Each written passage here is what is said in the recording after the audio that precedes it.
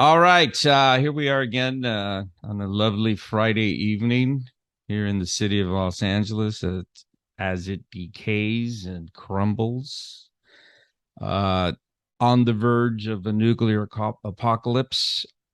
Today's guest is Dan Clements of Excel. How you doing? Yeah, bro. Yeah. What's up, Jimmy? Thanks for having me. Hey, let me ask you a question. How do you stay positive and balanced in today's society as everything is just fucking falling apart and we're literally on the brink of a fucking global apocalypse? Not to start the interview negatively, but Yeah, how do dude. you That's how do you stay so uh, positive? just I guess just on a humoristic level, just like drugs. Really? No, I was no, gonna say, man. I mean, no, we're at an no. age Just where yeah. It's on a just a personal level. I feel like I've been like in this kind of mindset for the last like 14 years. So that's what's been going on the last few years. And so I feel like I got like kind of a bit of a head start, right. just with some, various things that have, life things. And so it's just like, chalked up as just another, obstacle and thing that need to get through. Day by So day, my friend, day by yeah, day. totally, bro. Listen, I've had a long relationship with you. What is it, over 35 years? Yeah, man. 1984, I believe. Hmm. Actually, I go back with the chaotic noise. That's right. But in 1984, you released an incredible a series of demos, 84, 85, and then of course everyone knows the album releases.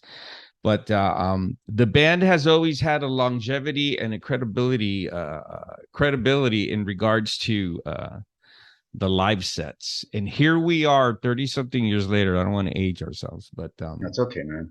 what you do now is just as awesome as what you did then. How do you do that?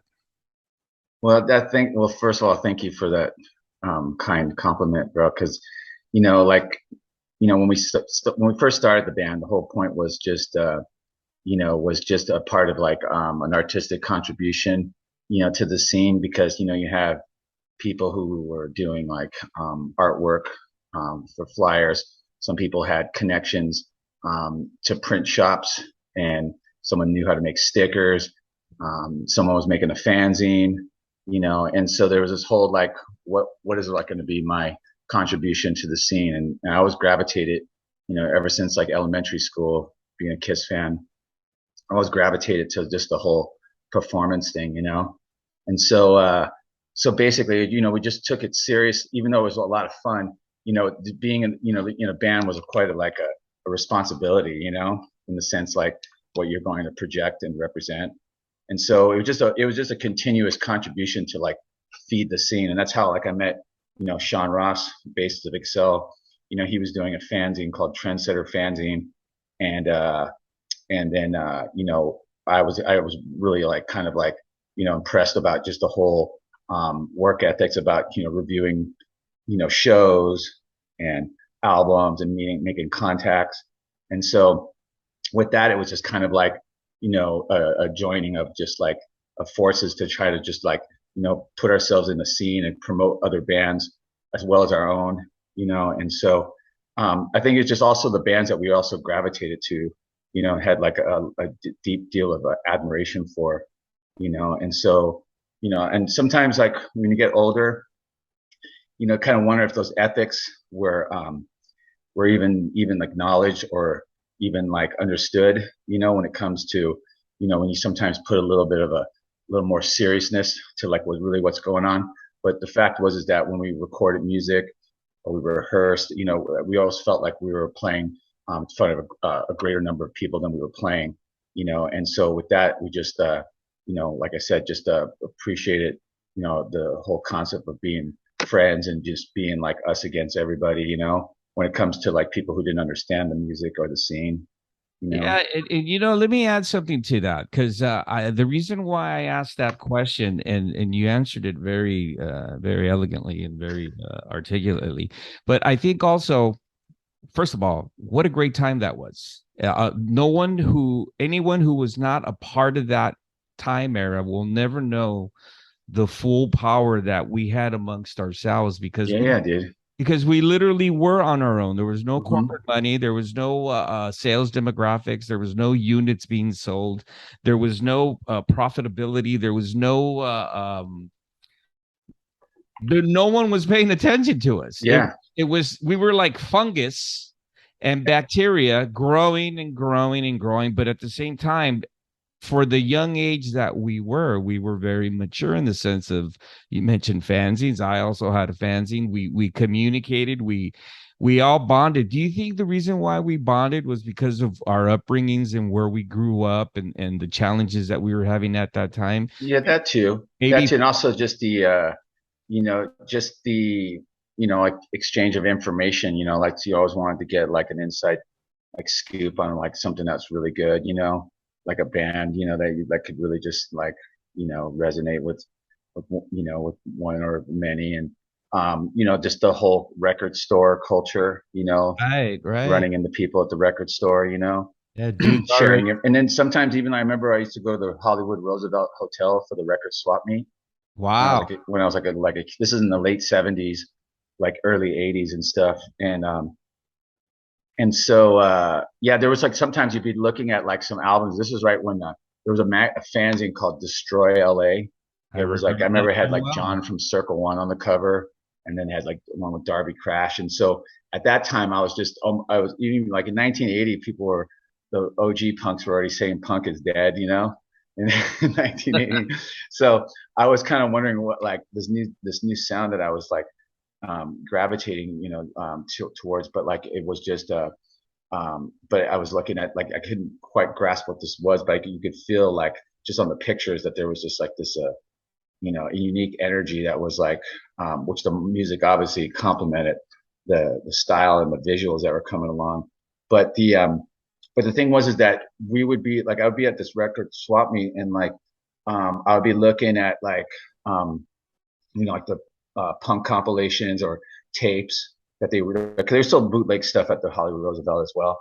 And so, but anyways, I remember just like some full like hippie, like, deadhead looking guy, like would just kind of look over and saw me what I'm thumbing through and then like be like, hey man, that you should check this band out right here. And I was already like judging a book by its cover because I thought you in order to like make a suggestion, you would have to like, have that look that, what I mean? But it was just like I said, people were like understood like, Right. already good music and what it was like, like what someone who was new in the scene. It was just like that whole kind of like sharing information that was just really kind of unique, and it allowed you to also not to, like I said, not to, make, judgments that like just if something looks a certain way, it doesn't mean it's not going to sound a certain way, Right. you know. Well, the reason why I asked that is because here we are 30 something years later, bordering on 40. Uh, the band is powerful now. The band is popular and powerful now more than ever. And you still have that same draw of the youth, Yeah, like thank you. back Yeah. like when I was young and I didn't have back Mhm. issues and glucose issues and Yeah, so which on. is awesome. Like, which is an ultimate compliment to have like, you know, um, different generations like still be able Multi to. Yeah, generations. yeah, and it's just like I said, just like sometimes I as you know, as we talked in the past, like there's this like this um struggle sometimes of just like what I visualize, when starting out, because when you have your ambitions, you're just like shooting for the like the stars, you know what I mean? You know what I mean? And so, so the thing is that, but you have to. What I've found out, you have to be real. You have to be real detailed when you like wish things in the universe. You know what I mean? Yeah, You know what I mean? literally. You know what I mean? And so, so the whole like concept of making money was not like on the forefront. You know what I mean? Like you think that later in life that might come out that way. So basically, we just did it for. I mean, that's the beauty when you're young too. You're not really worried about money.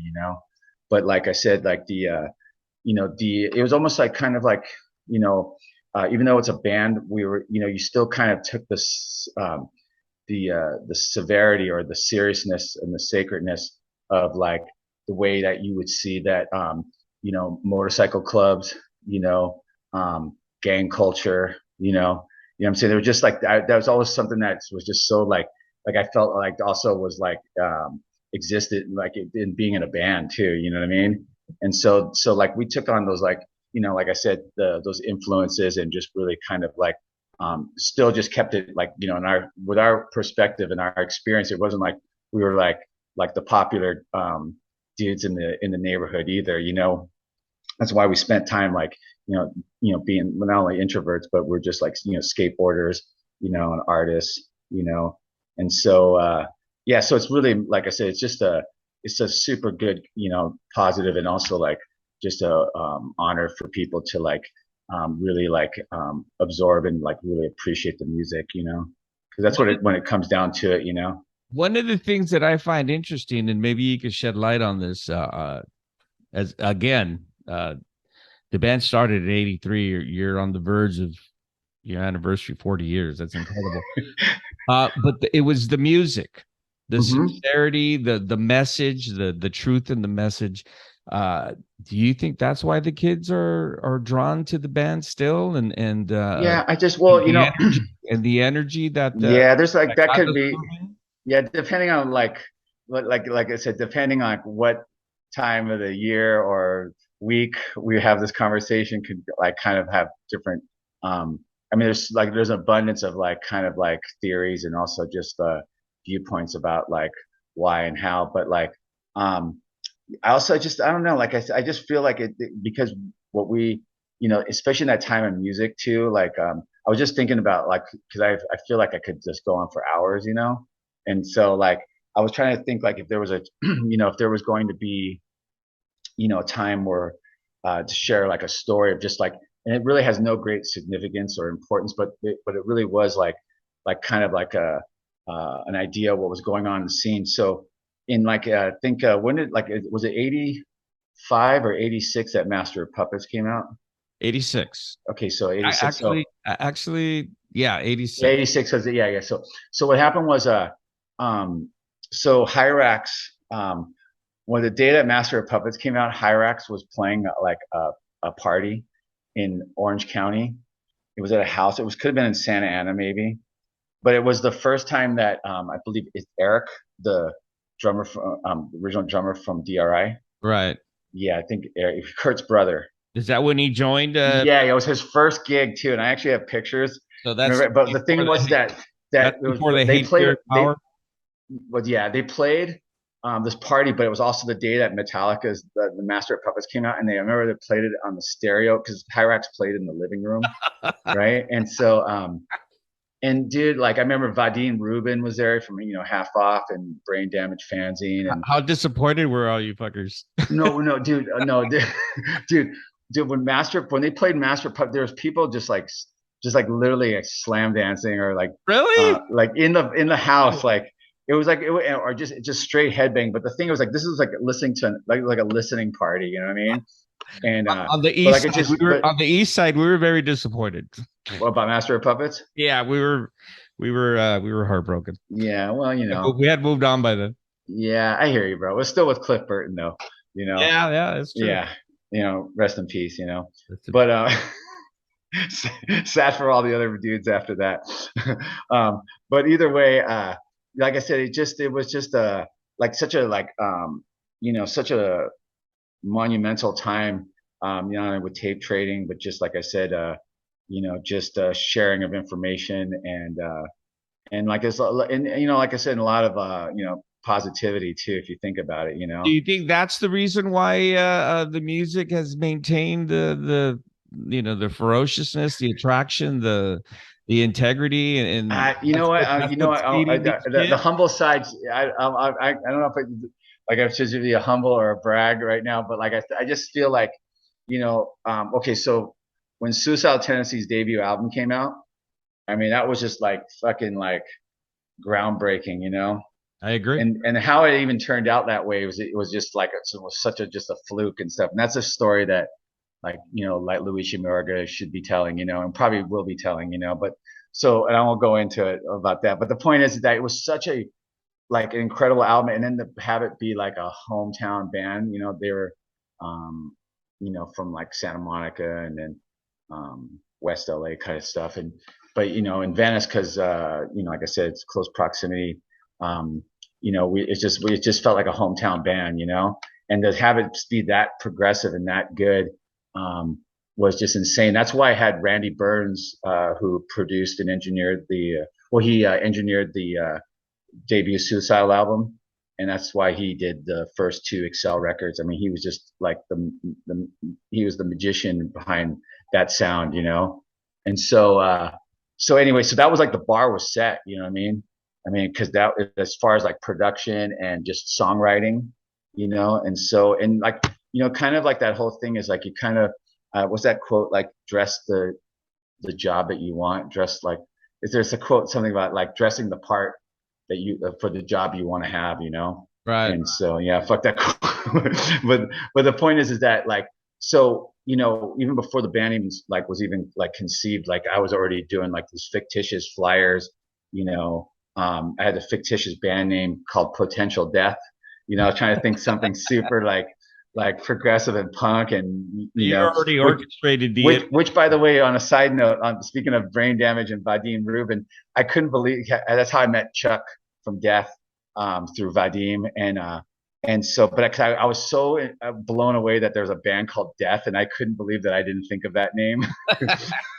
so simple and yet so iconic. Yeah, yeah, totally, dude. And um, so yeah, so the coming from a whole punk, yeah, Sean and I really just like just emphasize just the entire like punk work ethics and just the whole credibility side.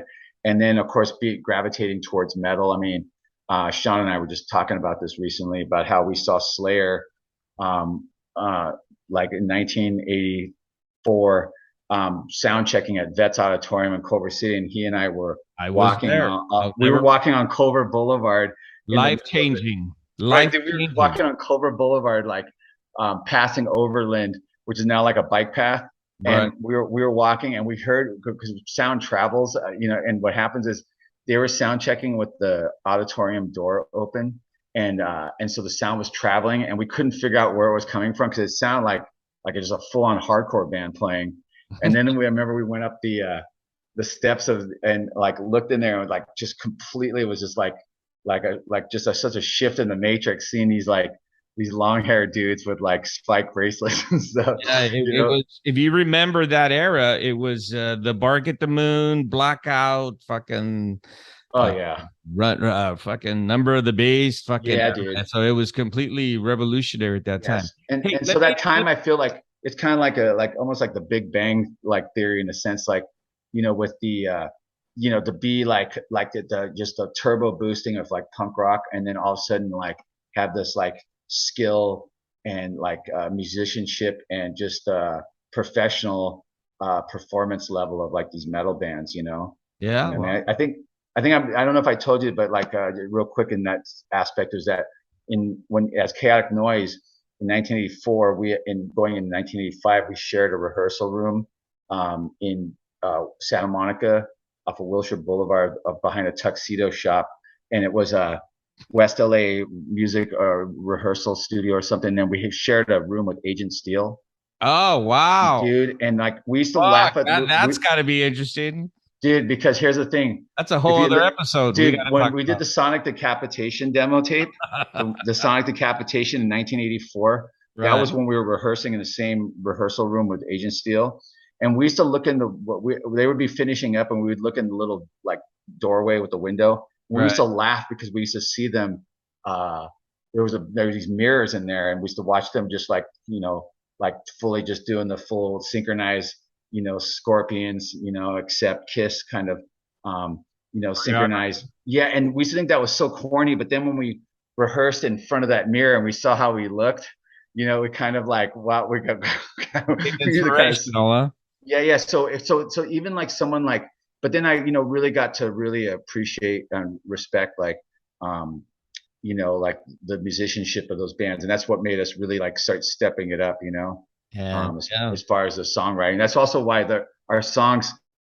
That's also why our songs like we didn't like really know about like songwriting dynamics, so we would just add parts to parts to parts, and that's because we saw it with like Agent Steel, in the rehearsal That's a room. great band to be inspired Oh, by. totally, dude.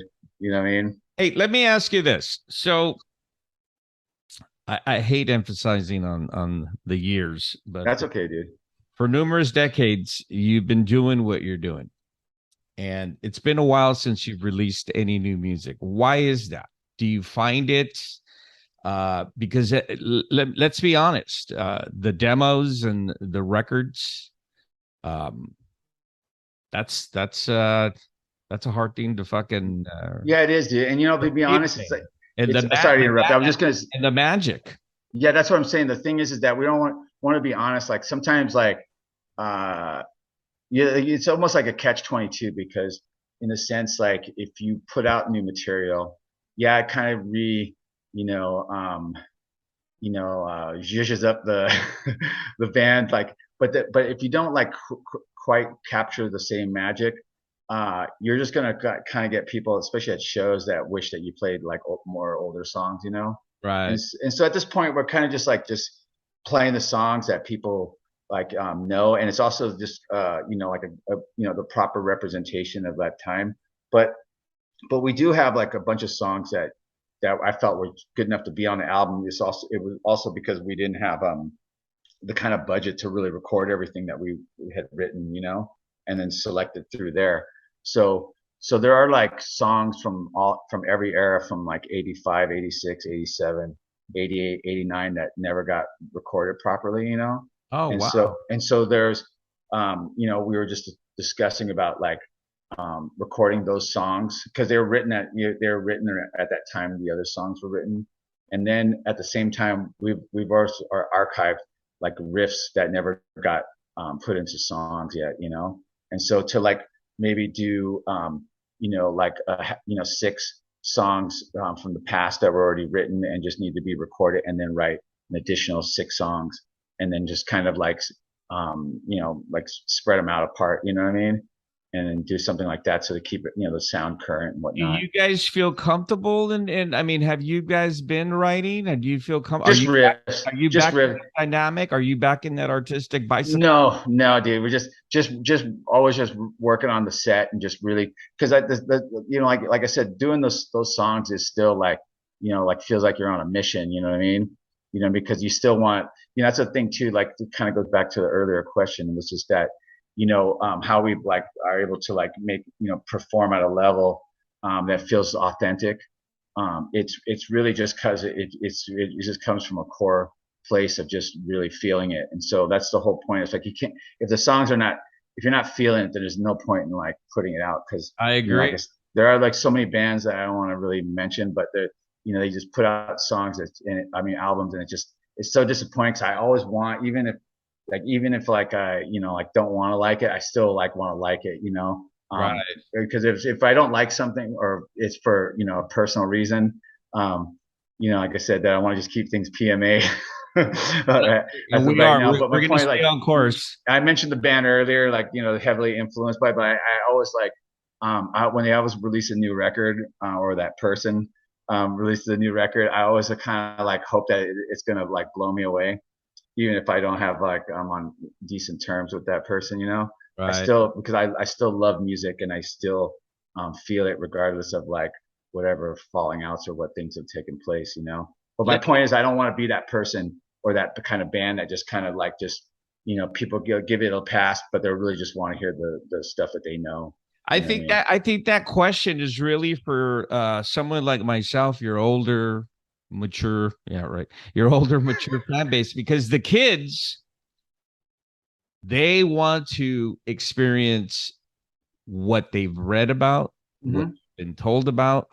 And let me be frank with you, and let me be very honest with you. There are a lot of bands of that era that were amongst that spring of, that timeline that we're talking about, that they're all back now, and they don't have any of that. Yeah. And you answered it very articulately. It's because you still No, feel thanks, it. Jimmy. You still feel it. You still enjoy it. You still believe Totally. in it. Where these other motherfuckers are just like, hey, this is a cash grab, and Yeah. you know what? I snorted all my money in '88 and '87, and now I'm, this is a nice little chunk of change, and these kids will buy $40 t-shirts and whatever. Yeah, Let dude. me ask you this: are you aware of the overseas and the Mexican and South American fan base that really It reminds me of Los Angeles in '83, Yes. because they're dealing with the daily struggles of survival, Yeah, where totally. where music gets you over those hurdles. Hmm. You have a huge fan base in Mexico and South America. Yeah, yeah, yeah, thank you. We You get traveled I to South get America, right? what's that? I think you did travel to South America, didn't you? Just yeah, in Brazil. We've gone like So you two got a tours. taste of it. Yeah, yeah, and totally. And we were yeah, we already told about same promoter was going to we're gonna take us to Mexico City and Colombia Oh, and that's stuff awesome. like yeah. So I mean, but then like that then that was in 2019 when we were making those contacts, and then everything happened in 2020. Right. And, So are you basically starting from scratch again, as far as as far as touring globally? we're not haven't done any tours since the pandemic, but we've done shows. I mean, we actually it's funny because we did a show in on leap year of 2020, and then we played a show in December of 2021. So we really didn't like miss a year, you Oh, know. okay. Yeah, Okay. yeah, but yeah, like when we get offers, it's like we gotta see if the juice is worth the squeeze, because as far as like the reality is that like people have like real jobs and stuff too. Of course. That's the buzzkill. Yeah, I mean, That's at the the end of serious buzzkill of it all. at the end of the day, you got to pay rent or Yeah, taxes, and totally, dude. you got to Yeah, consume food. yeah. So it's hard to like ask somebody to like leave their job, for a long period of time if the if even if like the bills and stuff is not covered. You know what I mean? Is You that know. why also the live show is so powerful? Because you guys are just frustrated like I am when the fucking bills come. Yeah, probably. Yeah, dude. I mean, I wish I could get on stage and do what you do, because I just gassed up today. I wanted to fucking burn something. I mean, but you got a show coming up. Let's talk about this. That's right, dude. Excel is going to be playing. This is incredible with DRI. Just the fact that in 2022, a 52-year-old man can say Well, that and be excited about it. That's what's funny. yeah, totally. DRI at Excel. You're going to be playing October 16th at I remember I refer to it as the Galaxy, but it's the observatory. That's right. It was the Galaxy. That's right, It's dude. the Yeah. observatory in Santa Ana, and I think Power from Hell and some other bands are on that bill. Um, is this the only show that you're doing in SoCal? As of right now, yeah. Yeah, totally. But it's like but doesn't mean like something won't spring up either. Right. Um But and so we did that. right now this is the only one. So the kids, Yeah, yeah, because we whatever did we that get because we out. did that show at the Regent. We sold out the Regent, Amazing which was show. that was so fun. Yeah. Yeah, amazing Um, show. yeah, I ended up getting COVID like that night. I got sick like the next day. Well, you're letting Yeah, these fucking kids fucking scream in dude. your face in the I, mic. I mean, I'm horrified. Like, well, I mean, I get why you're doing it, but yeah, let's. I remember I was like, talk about how like like rock star rock and roll this is, but like going out before you're going on stage and like and sanitizing the microphone from the previous band because You got to do it, man. You got you to do had it.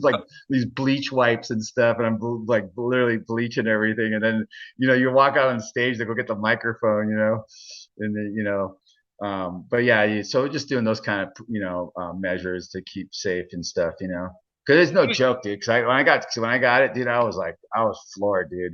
Of You know what I mean? course, it's no joke. It really isn't, dude. No, it You isn't. know, And but you got these kids fucking I know. screaming in your face. But you enjoy that. You enjoy that. I would. Yeah, I did, bro. It's hard to you get caught in the moment, but I was trying to be careful, but like it just was hard at that night. And I think that's the allure and the attraction to the band also, because that's the exact same show and energy and sincerity on stage that you did back in '84 Yeah, thanks, dude. as Excel. Yeah, thank you. Well, that's the thing too, because like, just you just have that core to like set your why you're doing it. You know what I mean? You know what I'm saying? It's like it doesn't matter how much time goes. That's why like when I see like Mick Jagger or Gene Simmons still like kind of rocking out, it's like you can just tell that they've been doing it from a place where they really mean it, you know. But listen, they have the incentive. They and I say this respectfully, they have the incentive because they got multi-millions coming their way. That's true too. Yeah, You've been doing it because you believe in it, because you love it, and because you're sincere. And your reward is a very loyal fan base totally. for generations. And unlike those musicians, it's become, whether they, in the press or whatever the press release may say, that they love it, it becomes a job. Hmm. Whereas for you, you're rewarded with the rewards of the universe. And Absolutely, dude. and you have motherfuckers like me that are going around saying, hey, they're the real deal. Real recognizes real. No, thanks, bro. I give you that. I appreciate I that, say dude. that now before before I go in the ground or whatever. Absolutely, So I hear you, dude.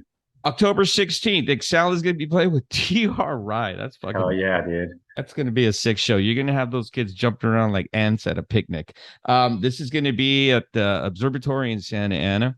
What can all of us expect on this date? I mean, we Uh, just discussed it, but like, just what goes through your mindset before a show? Do you still get nervous? Do you still get sick? oh yeah, dude. Of course. You Dude? know, it's a good nervous though. You know, because it's like because like I said earlier, it's like we feel like we're on a mission. You know, and so it's kind of like you just want to like you want to begin it. Right. So and at the same time too, it's like it feels like very ceremonial too. So it's like even if it's just like even if it's like only you're the only one that kind of feels it, it's like it's what I mean, it's kind of like that's like a blessing to be able to like to present yourself in that manner. Right. Right. Dan, I want to thank you for taking the time to talk to me. Of course, bro. Appreciate my first fucking Zoom interview, bro. I appreciate it, You dude. know what? You did a great job. You look fantastic too, by the way. Again, let me mention this October 16th, Excel play with DRI at the Observatory. It's going to be one for the books. Whatever age you are, make sure you get out there. With that, Appreciate it, Dan, I bro. wish you continued health, Thank balance, you. and happiness. And let me just say this.